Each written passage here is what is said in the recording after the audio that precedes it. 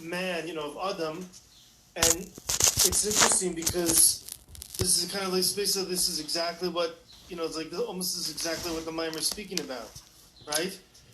Yeah, but how does that have to do with the riots? Well, all I'm saying is that you have a level of person that could be called Adam, right, which represents the ultimate refinement of what man can achieve, right? Yes. And then you have the polar opposite of Enosh, which when you look at these pictures, like Yoni sent a couple pictures, yesterday, whenever it was, I was looking at these pictures and what I've seen on the news, you see people who look like Enosh. In other words, if I'm imagining what Enosh is all about, right?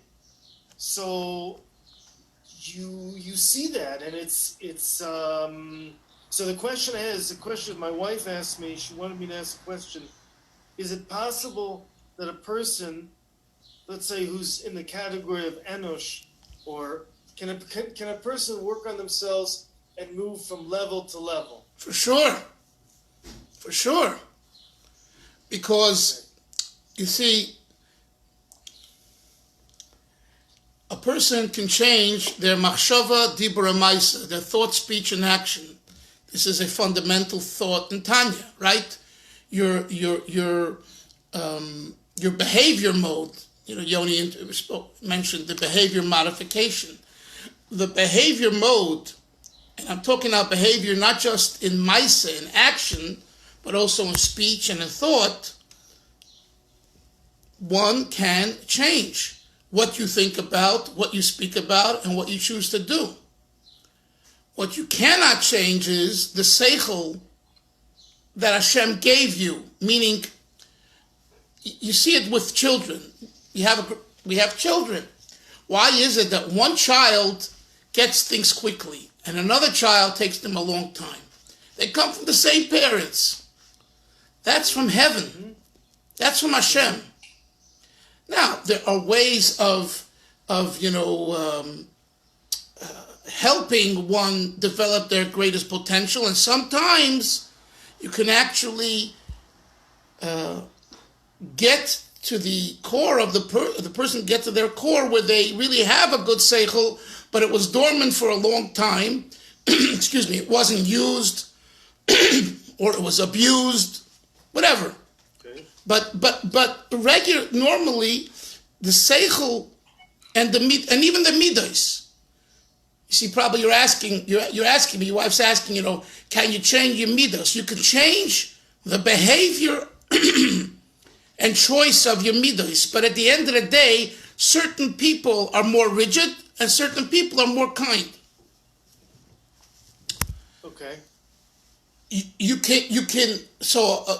rigid person can work towards introducing more kindness in their life, and vice versa. But at the end of the day, the seichel amidas of a person is their seichel amidas. In other words,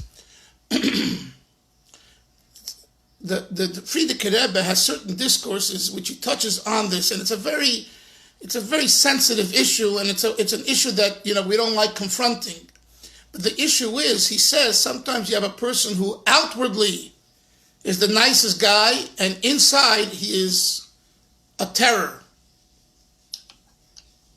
And sometimes a person outwardly is a monster, and inwardly he's a sweetheart. Yeah. And the Rebbe talks about this. He talks about it in the Gemara in Shabbos. There are different types of tools you're allowed to use and not allowed to use, and one of the tools is there's a spear and an arrow. So he speaks about it in spiritual terms, that in order to get to the Yetzer Hara, sometimes you need a spear. You have to be in very close proximity to the problem to identify that Yetzer Hara. There are other times you could stay back and shoot an arrow, and it goes to wherever it goes, and you'll get to your destination. I think of it now, we've been in this social distancing and the Zoom world, it's from a distance. And there's pluses and minuses to it. then there is face-to-face interaction, and there are pluses and minuses to it. So the Rebbe says that, please turn down your mute, everyone. Good morning, Yonason. So the Rebbe says, Moshe Myers, good morning. The Rebbe says that, hi. The Rebbe says that, previous Rebbe said that sometimes you have to use the spear because the arrow, because the Yetzer Hara, the Nefesh Abamis, is one that is far from you, and you have to use that approach. All I'm saying is that what you see isn't always what you get. Okay? So one can change from an Enosh to an Adam in behavior. But if one was born with an Enosh essence, that essence is going to remain there. But we're not judged on the essence, we're judged on behavior. And what Hashem expects of us, this is the Chidush of Tanya. What Hashem expects, right? We talk about Yoni the Beinani, and we all say, wow, I'll never be a Beinani. You know, years ago, when I was in California, Marin County, I had a learning session with a doctor, a very fine Jewish doctor, who was very intelligent and very, thoughtful and quiet. And we learned Tanya weekly, I believe, once a week. And we got to chapter 12, and I explained to him what a Beinani is and is not, based on what it says in Tanya. And the following week, he didn't show up for the class. So I called him, and I said, Jim, his name was Jim. I said, Jim, we've been learning so beautifully, and we've learned already 12 chapters of Tanya. What happened? He says, Rabbi, he was from Boston, so he spoke with a Boston accent. He said, Rabbi, I'll never be a Beinani. So what's the purpose of me learning this? I remember it like yesterday. And he was a good friend. He was a supporter and a friend and a really, I'm telling you, a refined person. It was such a joy and pleasure learning with him, And I couldn't convince him. I explained to him that the objective is changing the behavior, But he got it. In a way, even though he wasn't religious at the time, he got the point of the Alter Rebbe and Tanya, that a Beinani is someone who's worked so hard at himself that for that moment or for that, again, in his mind, it was for that lifestyle, I'll never be a Beinani. I'll never be a Beinani. So this teaching doesn't apply to me. What he failed to understand is that there is a lifetime Beinani, there is a month Beinani, a week Beinani, and guess what? A minute Beinani. If we can control our thoughts, speech, and action for a minute, and at that minute, it is completely God's, we're completely in line with Hashem, you're a Beinani for that minute. And that's what the Alter Rebbe says. And he's saying that HaKadosh Baruch Hu doesn't expect of us perfection. And he doesn't expect of us to not have ups and downs. He knows what he created. He expects of us progress. And he expects of us working to improve ourselves. So that's the answer to your wife's question. Can we change from being an Enosh to being an Adam in behavior? Yes. Does it mean that if you behave nicely today, you won't burst out behaving improperly tomorrow? It doesn't mean that.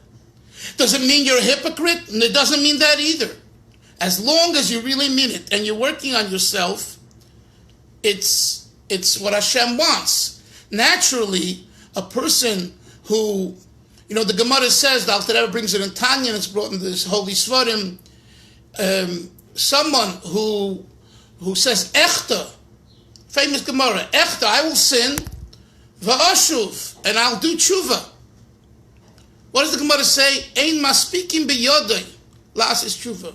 Hashem doesn't give him a chance to do tshuva. If you to begin with say, I'm going to sin, but I'll wipe it off later, you're a sinner. Your tshuva is not genuine. You're misleading yourself and trying to mislead God, but you can't mislead God. A fool only fools himself, as the Rebbe Marash said. A fool thinks he fools others. Guess what? You don't. It catches up to you. If not today, tomorrow. If not tomorrow, in a week from now. It's going to catch up. Don't kid yourself. So this is the whole idea that we could take the Enosh, and we need to take the Enosh and change it to be ultimately in behavior of Adam.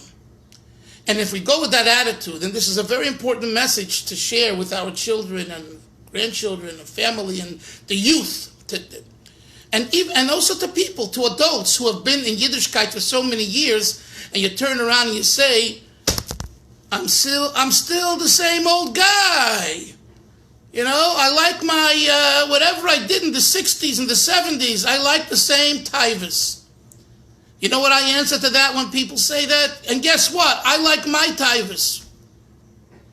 You don't think for me, my tivus were not maybe like your tivus. We had different tivus.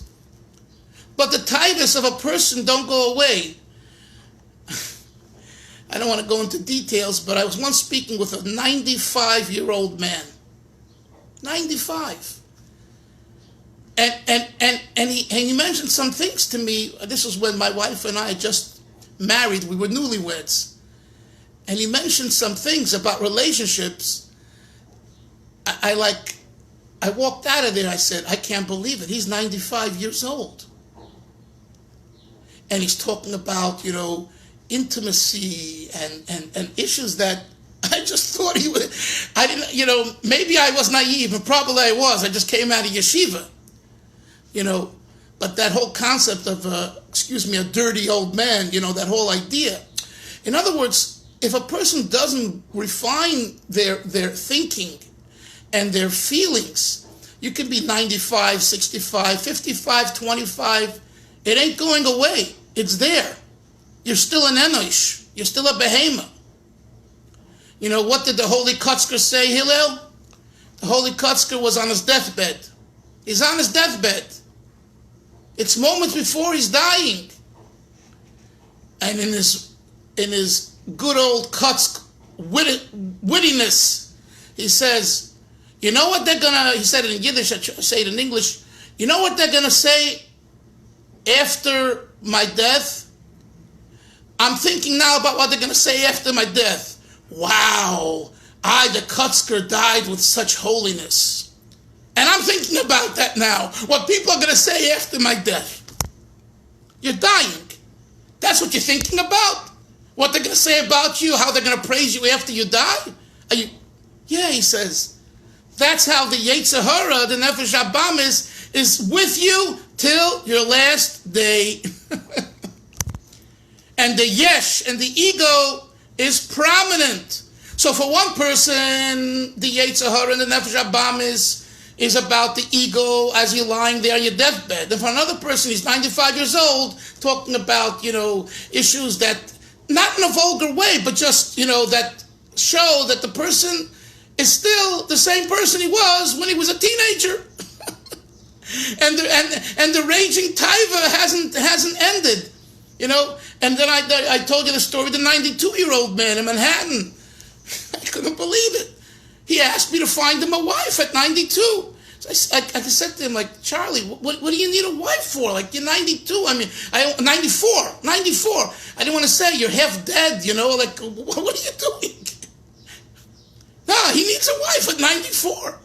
So, the Eibishter, Hashem is infinite, and Hashem knows that mankind needs this.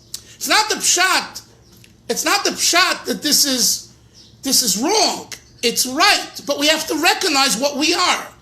So it's important to know whether we are an Enosh or an Adam or an Ish or a Gever in essence, And what's more important is, you see, you have to know that. That's what the Rebbe says in that Maamar, the difference between the spear and the arrow. You have to know what type of Yetzer Hara you have. If you mislead, if you think you're someone else who you're not, that's a terrible problem. And unfortunately, a lot of people are living with a false sense of who they are. They are. You know, and maybe at the midlife crisis, 40 to 50 years old, they wake up and they say, is this who I am? Wait a minute. Is this who I am? I have a friend. He's out in Tzfas today, a very, very fine person. He had a very bad accident in the Bay Area back in the 70s, I believe, late 70s. And he ended up in a coma at the San Francisco General Hospital. And, miraculously he woke up. He woke up and he said, I'm a Jew, and God saved me. I need to find out what Hashem is. And he became a full-fledged Baal Tshuva who's for the Shas and is a very fine person. You could lead a whole life and just be misguided. And then sometimes, whether it's, God forbid, an unfortunate event or some very happy event, it wakes you up and you say, who am I? What am I doing? And then you start a kind of a new path to your relationship with Hashem and with people, and it's so much more cathartic and gewaldic and beautiful. So all of this does come into play. Yoni said, he feels he's going through a psychotherapy or session over here. It's true. So now let's see what the Rebbe says inside, okay? Let's go to page 277. I believe, is that where we're at? No, not 276.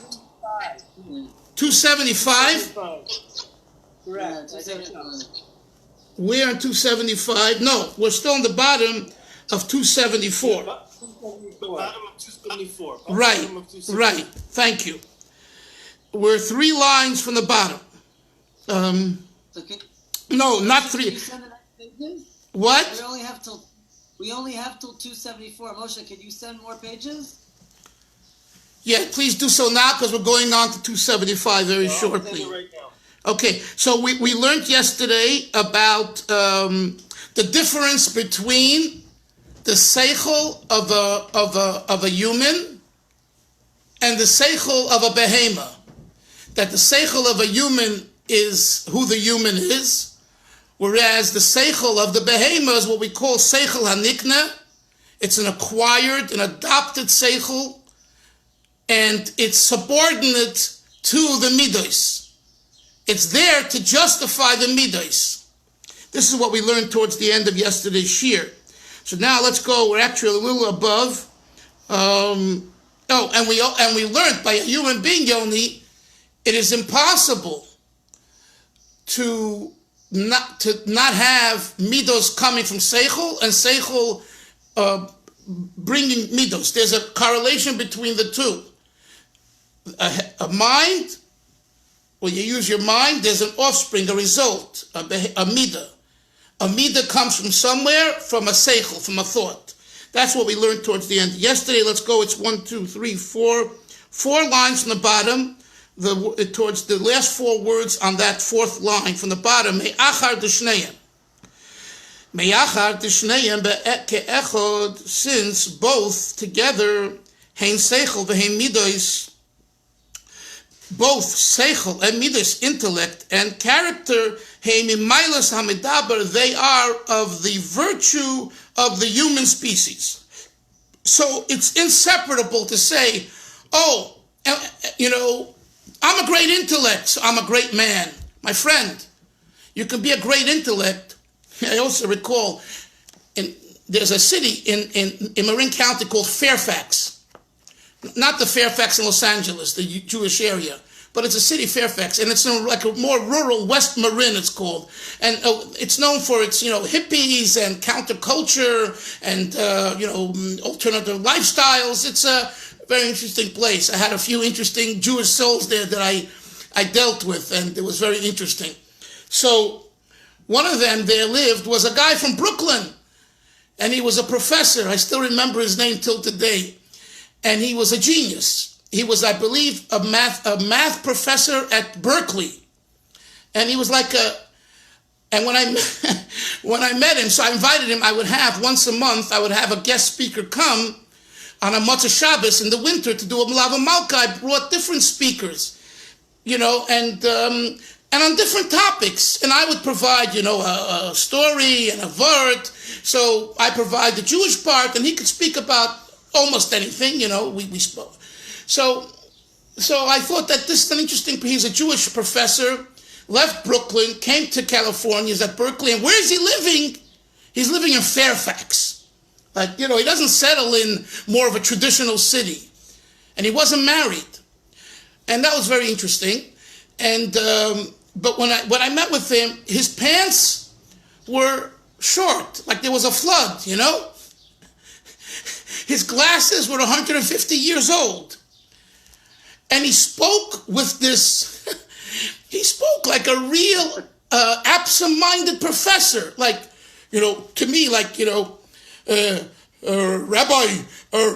yeah, this is the way it is, Rabbi, and I'm talking to him and trying to warm him up to get him to be a little more normal and practical and menschlich, And it didn't work. But we had I think he appreciated, first of all, meeting a frum rabbi that he thought he left in Brooklyn in the 60s or 70s, and he came west to California, and all of a sudden, he's in Fairfax, he finds this rabbi, 1984, 85. It's like, he couldn't believe it. I thought I left this stuff back. And he was probably a Yiddishist, a Bundist, didn't believe. But we developed a nice relationship. But I just remember, it reminds me, where were the midos? It's like he's absent-minded. He's in a different world. He was in the world of seichel.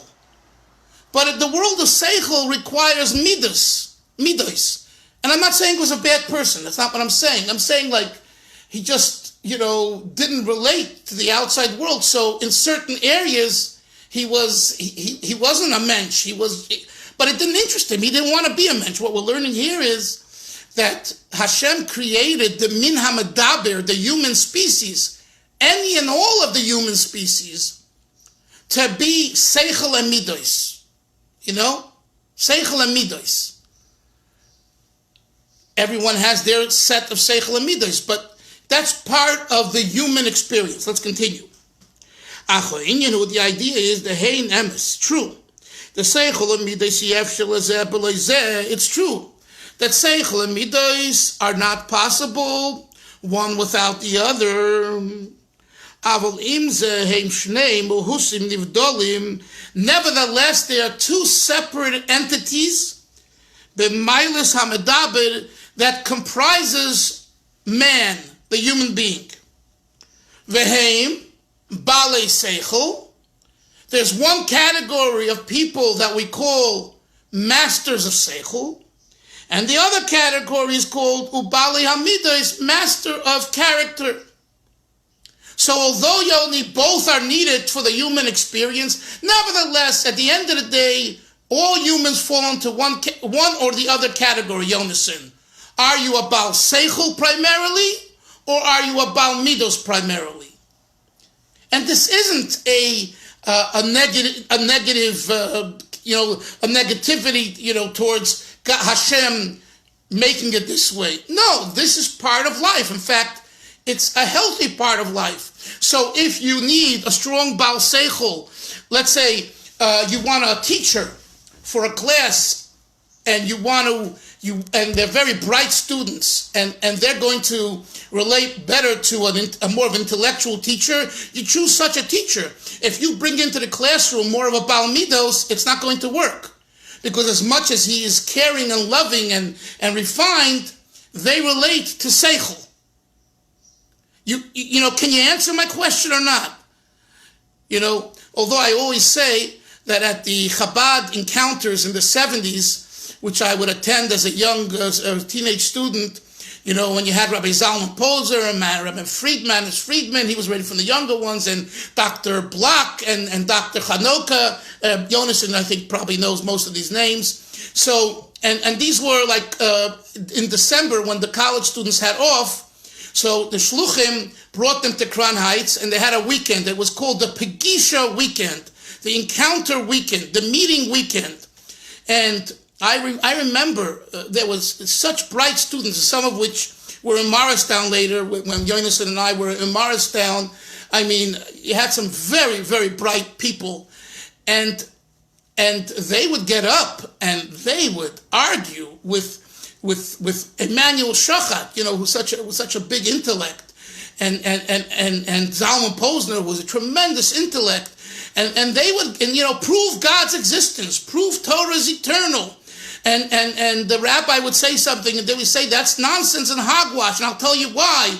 And it was electric in the room, and I mean, we loved it because this was real dialogue and conversation and disagreement initially, and you know who's gonna outdo the other one. I mean, that was I say now to someone who I know who's on the board of Chabad on campus, I say, I'm sorry, you bring 1,000 kids there, it's great, but no one's arguing. They're just talking about good chicken soup and gefilte fish and a nice girlfriend and a nice car.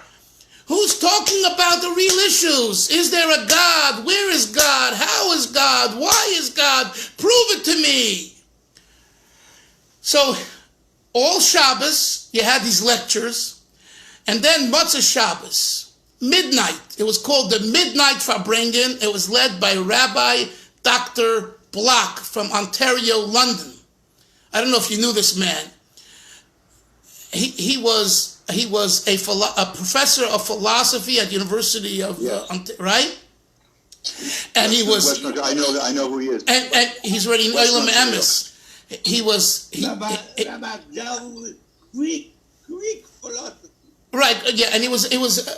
But when you met him, he didn't come off as this brilliant intellect. He came off, he had a heart, and he knew a lot of Chasidus.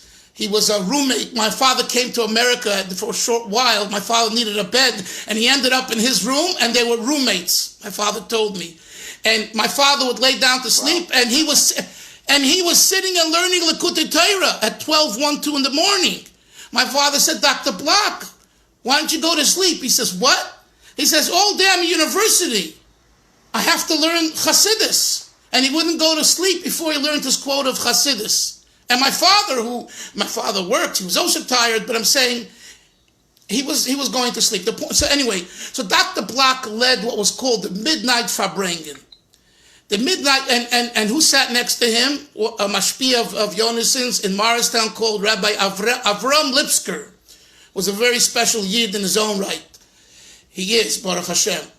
And he really put Morristown to Ferris, really, during the good years. He really made Bali Chuvas and whatever, you know, he was dynamo, you know, electric and very Hasidish, and he gave a whole approach that helped many of these college students become Bali Chuvas. So anyway, so he's sitting there, and they're saying L'chaim. They knew each other, you know, from the 50s probably, when Block came in. By the way, the one who brought Block, who made him a Bal Tshuva, was Zalman Posner. Rabbi Posner from Nashville, Tennessee, because he made the Block a Bal Tshuva. So that tells you something. It took one great intellect to make another great intellect a Bal Teshuva. Anyway, so they're sitting there and they're saying L'chaim and they're singing the Gunim.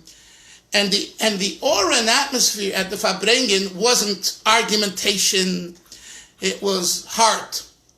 So, and at the end of the day, at the end of the night, 6 a.m, after they drank quite a bit of l'chaim and they danced, and there was a bus waiting outside, and there was a group that got on the bus and went to Morristown to the yeshiva. You know, not everybody, but there were some. What got them? it wasn't the intellectual Farbrengens, the intellectual discussions throughout the Shabbos. There's no question that juiced them up. You know, it made them receptive to the Farbrengen. But at the end, it was Block and Lipsker's Farbrengen that sold them that they should try learning in yeshiva. You see? So when we talk about Bali Seichel, and by the way, I personally feel that this is missing today in all circles. This is missing. There's not enough of this. And if we were to revert back, and it's a hard thing to do, but to this approach, I believe we would score more points and make more Bali Tshuva. You know, you got it, and maybe that's why the approach is the chicken soup and gefilte fish approach. But whatever, that's another discussion. What should be, what would be a more receptive and a more successful way in making Bali Tshuva today? By the way, this week's Ami magazine, they had a whole discussion with Rabbi Berkowitz, who's the Rosh Hashiva today of Eish HaTorah in Yerushalayim, and I took a look at I read some of the article, and I took a look at the pictures, and what do I see? I see black hats and jackets, walking from Cave of Rachel, about 15 of them, which is wonderful. But at the other hand, I was saying to myself, I mean, these are the kids these are the people that want to go that route. What about the thousands of others that don't want to go that route? How are we getting them? How will we convince them to? You could be a professional yet be frum and benefit from frumkeit.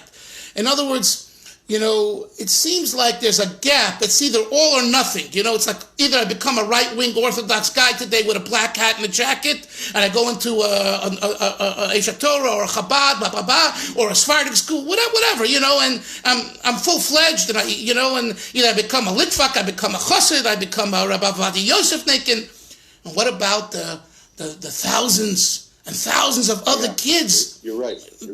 They're out there, one second, they're out there, and they're not. So in Lubavitch, in Chabad, they discussed this at great length, the shluchim on the campuses, and my understanding is that the number one thing that they look to do, their objective today is to stop them from assimilation, from marrying a goy, a non-Jew. And, I understand it, and because that's the bottom line. So in other words, whether they become religious or not, whether they become frum or not, is secondary. All I'm saying is, and that I understand that, but I'm saying is that there's so much more we could do, and we need to do what we did in the 70s and the 80s. And I know that you'll argue it's not the 70s and the 80s. We're not living, like Moshe always says. That's the past. Give me an example of today. I say that the good old warm Hasidic Farbrengen and heart talks to everybody. It talks to everybody. I don't care if you're a flute and tootin' intellect or just an emotional animal. It makes no difference. It's going to talk to you, and it's like Mendel Futterfass. Here is a Jew who came out of Russia and Siberia, and he lived in a different time. But when he walks on the street of London in 1964, and he just came to the free world, and he takes a pair of tefillin, and he meets someone, and he can't speak English. He doesn't know English, but he knows one word. He knows Jew. And he says, "You Jew, I Jew," and he rolls up his sleeve, and he puts tefillin on him. That's what I'm talking about. The you Jew, I Jew. And the you Jew, I Jew breaks everything. Or the story I told you, the first Shabbos I was in Marin County, and we had 9 men.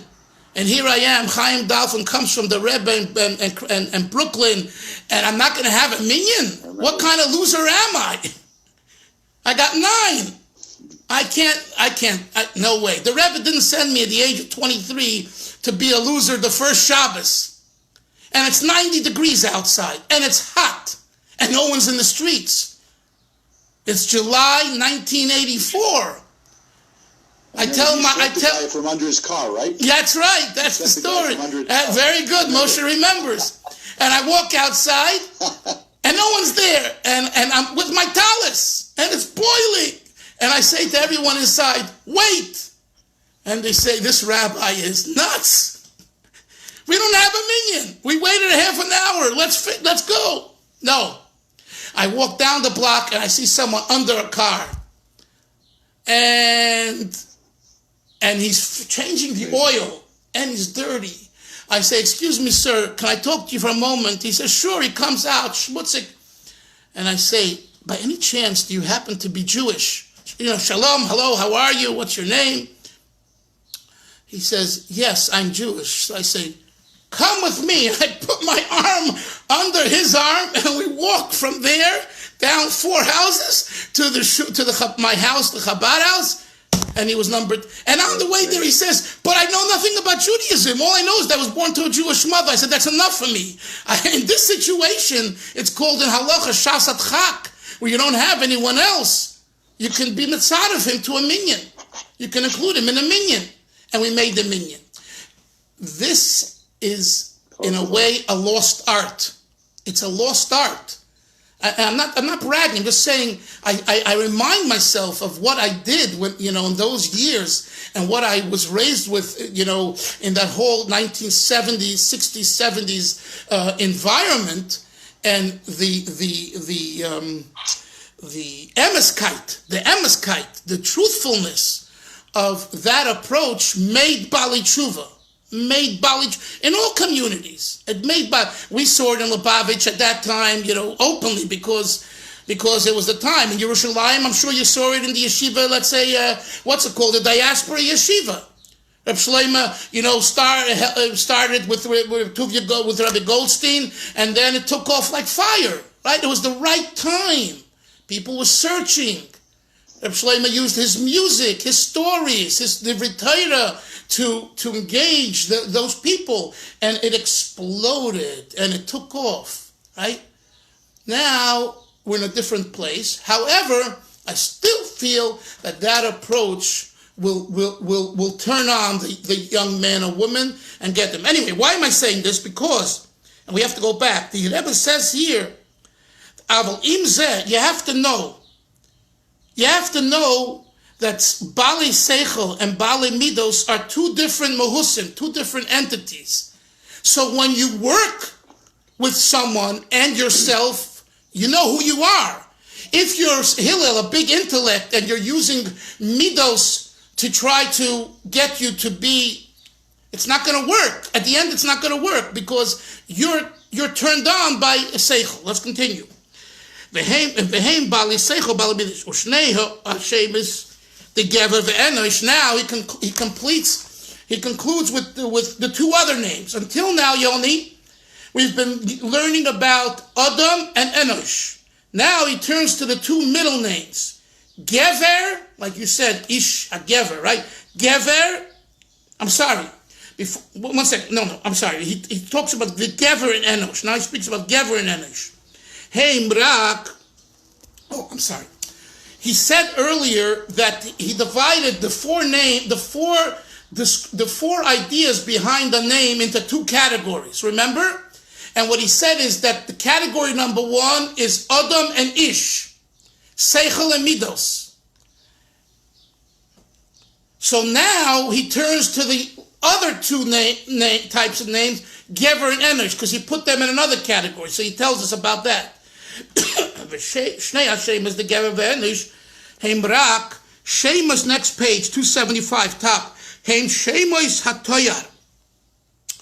They are names of description. Hametarim es Muhusi HaShemois, which describe the essential names of Adam ve'ish. Of Adam and Ish. V'hainu, and he explains. V'hainu. Sheheim HaMoidadim es Kamus Echusam. Interesting language. They measure the quantity of their quality. Very, very. The previous Rebbe had these lines of very it's like they measure the quantity of their quality. And he explains. The name Gever, Meire al Tigboires HaSeichel V'Hamidos. It denotes how much strength, might, Tigboires, is there of Seichel and Midos in the individual. So in other words, he's calling the Seichel and Midos the Eichus, the quantity, the quality. And the name Gever measures the quantity of the quality. How much percent of Seichel are you, and how much percent of Midos are you? So Yoni, that's the explanation that the Rebbe gives for what he means, and what he says Chasidus means when it talks about Gever. You're a Gever. A Gever is not, in other words, listen to this. A Gever is not an identification of who you are. It's rather an identification of how much you have of who you are. Did you hear what I just said? A Gever denotes not who you are, but how much of what you are you have. How much percentage are you of Seichel? How much percentage are you of Midos? The Enosh, and the last name Enosh, Meire, this denotes Al Chalishus HaSeichel VaMidos. Oh, this denotes the weakness, Chalishus, of your Seichel and Midos. So in other words, if it's called someone an Enosh, according to the Maamar, it denotes that you're Chalush, you're weak in Seichel and in Midos. And again there, how much? You know, you could be 25% weak in Seichel and 50% weak in Midos, and vice versa. So but overall, the word Enosh is used to identify the quantity of your quality, and it's saying that it's weak. It's like, you know, on a battery, you know, is it hot, cold, you know, where the pointer goes this way, that way, you know. So that's what it is. It's like a pointer to this amount, a pointer to that amount. Let me just finish. V'zeu Choviv Adam, and this is the meaning, man is beloved. Shekoya anefesh asichlis. So remember, he goes back to what he began with, and we spoke a lot about it. Choviv Adam. Why is man beloved? Because he's beloved that he has seichel, that he has a intellectual drive, and in that drive, all the free will is there, and you could choose whether you're an Adam, an Ish, a Gever, or an Enosh. Meaning you could choose what to emphasize, what to work on. So that's why it's Choviv Adam. Why is Adam beloved by Hashem? Why? Because this Adam, and did we learn yesterday that Choviv Adam refers specifically to the name Adam versus the other names? Did we learn that earlier in the Maamar? Did anyone recall? I do not recall that. I think he did say it on page 274 for 5-6 lines from the top. Oh, you're right. He said that he said B'nai, remember he said three things, Hillel. Adam, B'nai Adam, no. Adam, Ben Adam. Look at line number 5 on 274, top of the page, from the top of the page. He quoted a Tosfos. He quoted a Tosfos in Masechtas Avodah Zarah, where Tosfos says there is there's Adam, 2, there's Ben Adam, and 3, there's B'nai Adam. And then he says, Atem Kruyim Adam. You Jews are called Adam. Tosfos, this is from Tosfos. Ben Adam, Hakavona B'nai Adam Arishon, which means the non-Jews, the children of Adam, everyone. So,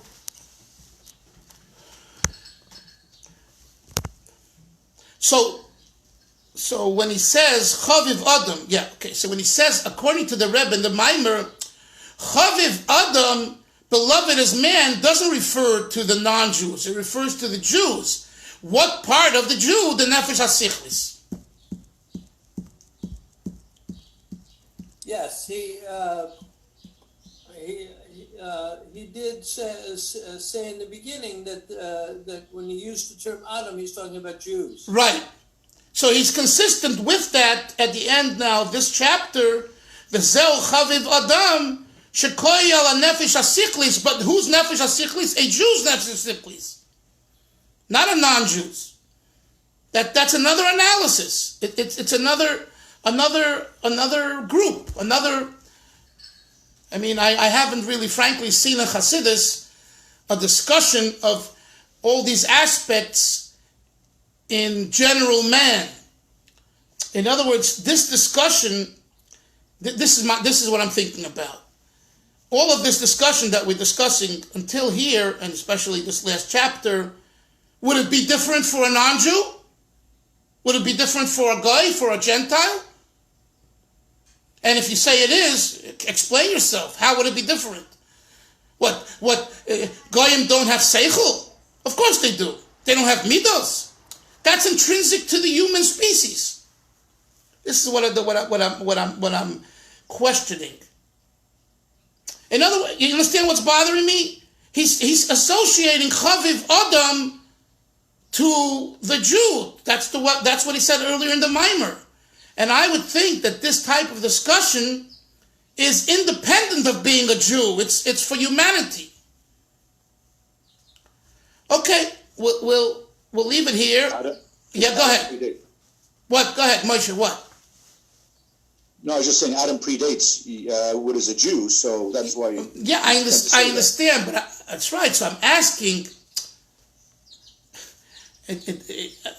So why is he connecting Choviv Adam if it refers to the Nefesh HaSichlis to the Jew?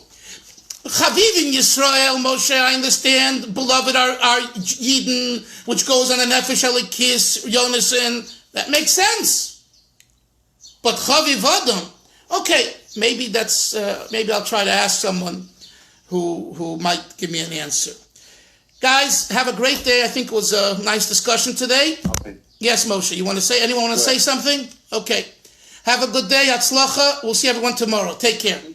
Bye-bye.